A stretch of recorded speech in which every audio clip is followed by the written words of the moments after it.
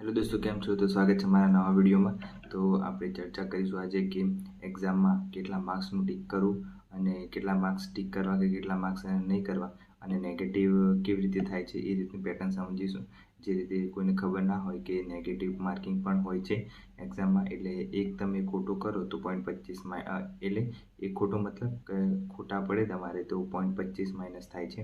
એટલે કેવી રીતના તમારે ખોટા થાય છે એ આપણે જોઈએ એટલે તમને એનાલિસિસ કરતા ફાવે કે કેટલા ટીક કરવા એક્ઝામમાં અને કેટલા નહીં કરવા એના આધારે તમે માર્ક્સ લાવી શકો છો, બરાબર। તો આપણે જે પેનથી સમજીએ જેનાથી તમને વધારે ખ્યાલ આવે, બરાબર। તો ચલો ચાલુ કરીએ।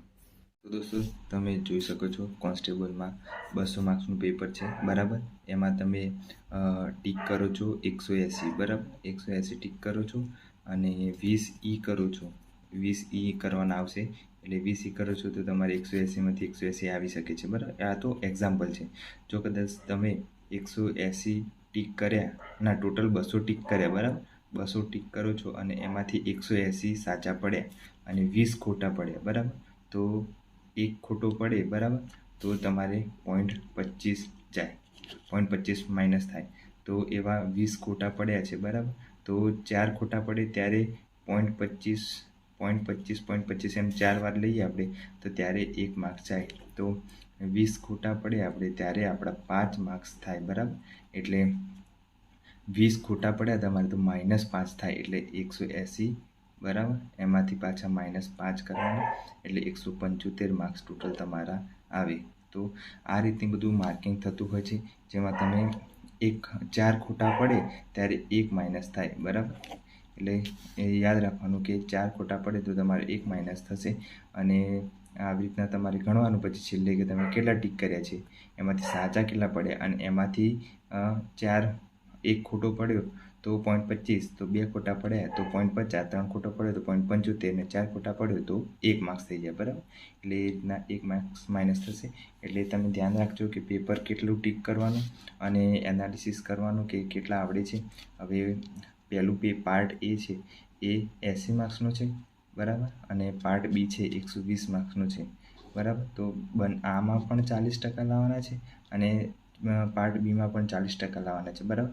એટલે 40% એટલે આમાં 32 થશે અને આમાં 48 લાવવાના રહેશે, બરાબર। આ બે પણ આપણે માર્ક્સ છે ને વધારે જ લાવવાના છે, બને ત્યાં સુધી 32 નહીં લાવવાના, આમાં લાવવાના 40 કે 50નો સ્કોર કરવાનો આમાં અને આમાં છે કે 80-90ની આસપાસ રહેવાનું, બરાબર।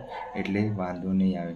9 અને 5, બરાબર, એટલે 140 જેવો ટાર્ગેટ રાખવાનો મિનિમમ, 140 150 150નો આસપાસ માર્ક્સ રાખવાના। એટલે તમારે માઇનસ થયા હોય તો પણ માઇનસ થઈને 140 કાં તો 135 જેવા આવી રહે, બરાબર। એટલે ધ્યાન રાખવાનું કે માઇનસ પણ સિસ્ટમ છે। એટલે તમે આ રીતનું એનાલિસિસ કરી અને પોતાના માર્ક જાહેર ના થાય એના પહેલાં તમે પોતાની રીતે આપણે એનાલિસિસ કરી શકીએ કે આપણે કેટલા માર્ક્સ આવે છે, બરાબર। એટલે જે આન્સર કી આવશે એમાં તમને ખબર પડી જશે કે મારે આટલા સાચા છે, આટલા માઇનસ થશે તો આટલા માર્ક્સ આવશે, બરાબર। એટલે કોઈ ટેન્શન લેવાની જરૂર નથી। એટલે બને ત્યાં સુધી જેટલું આવડતા એટલા ટીક કરવાના, ઓકે। તો દોસ્તો આ હતું, તમે એનાલિસિસ કરી શકો છો કે દરેક માર્ક્સ કેવી રીતે કપાય છે, બરાબર। તો અમુકને ખબર ના હોય તો કહી દઉં કે માર્કિંગ માઇનસ પદ્ધતિ પણ હોય છે અને 4 ઓપ્શન હોય છે, A B C D, અને ના આવડતો હોય ઈનો ઓપ્શન પણ હશે। તો ઈ પર રાઉન્ડ કરવાનું રહેશે। જો તમે ઈ પર રાઉન્ડ નહીં કરો તો પણ માઇનસ થઈ જશે। એટલે તમારે ઈ ફરજિયાત કરવું પડશે। કોરું રાખશો તો પણ માઇનસ થઈ જશે અને 2 ટીક થઈ જશે તો પણ માઇનસ થઈ જશે। એટલે બધી રીતનું તમારે જે સાચો ઓપ્શન હોય એ ચોઈસ કરવાનું કાં તો ઈ કરવાનું ના આવડતું હોય તો, બરાબર। એ રીતની એક્ઝામમાં રહેશે। એટલે એક્ઝામ પેટર્ન ખાસ ધ્યાનથી જોઈ લેવું। બીજું તો હા, કે મારે જીકેની જે નોટ્સ છે એની PDF બનાવી દીધી છે, કાલે હું અપલોડ કરી દઈશ। એટલે તમે ટેન્શન લેવાની જરૂર નથી, હું અપલોડ કરવાનો જ છું। અને આપણે ટેલિગ્રામ એટલા માટે જ ઉપયોગ રાખીએ છીએ કે તમે બધા ઉપયોગ કરી શકો કોઈ બી મટીરિયલનો, બરાબર, એ બી ફ્રીમાં। એટલે ટેન્શન લેવાની જરૂર નથી, હું અપલોડ કરી દઈશ। પછી બીજું કે હા, એક ગુડ ન્યૂઝ છે કે 2025માં બીજી 14,000 જેટલી પોલીસ વિભાગમાં ભરતી આવવાની છે અને 245 જેવી જુનિયર ક્લાર્કની, સિનિયર ક્લાર્કની ગૌણ સેવા એક્ઝામ લેવાનું છે, એવી ન્યૂઝ આવી છે। નક્કી નથી થયું હજી કે આવવાની છે કે નથી આની, પણ એવી ન્યૂઝ વાયરલ થઈ છે તો આપણે ટેલિગ્રામ પર અપલોડ કર્યું હતું એ, બરાબર. તો અત્યારે બધે બતાવી દીધું છે. ગુજરાત સમાચારમાં પણ આવી ગયું છે કે બીજી 14,000 જેવી પોલીસ વિભાગમાં ભરતી આવવાની છે 2025માં. આ તો પૂરી થઈ જશે 12,000 બરાબર, અને બીજી 14,000 એટલે ખબર નહીં આવે છે કે નહીં આવતી, પણ આપણે બને ત્યાં સુધી આ છેલ્લી ભરતી છે એમ સમજી તૈયારી કરવાની બરાબર. એટલે વાંધો આવે નહીં. અને અત્યારે ટાઈમ થઈ ગયો છે મારો સુવાનો. થોડીક માહિતી આપવાની હતી આ પેપરના રિલેટેડ એટલે આપી દીધી, અને નવી ભરતી આવે અપડેટ આપવાની હતી તે આપી દીધી.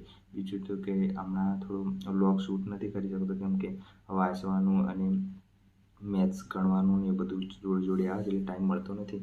હું વિચારું છું કે થોડો સમય વિડીયો બનાવવાનું બંધ કરી દઉં, પણ જોઉં છું તમે બધા શું કહો છો એમ. વિડીયો ચાલુ રાખું કે બંધ કરી દઉં, કોમેન્ટ જણાવજો તો મને ખબર પડે. કેમ કે તમને જરૂર ના લાગતો હોય તો આપણે વિડીયો બનાવીએ નહીં, જરૂર લાગતો હોય તો વિડીયો બનાવીએ બરાબર. તો કોમેન્ટ કરજો કે મારે વિડીયો બનાવો કે નહીં બનાવો બરાબર.